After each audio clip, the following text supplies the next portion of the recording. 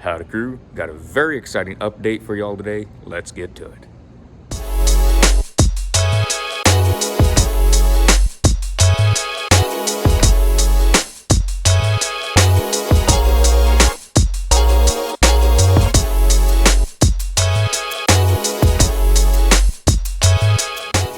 Today's update, the truck is finally here in Los Angeles. So the truck will finally become a welding rig once it is in my possession, but it is still at Ford. They're going through some final checks. Gonna pick it up tomorrow. Super excited, just can't wait for this.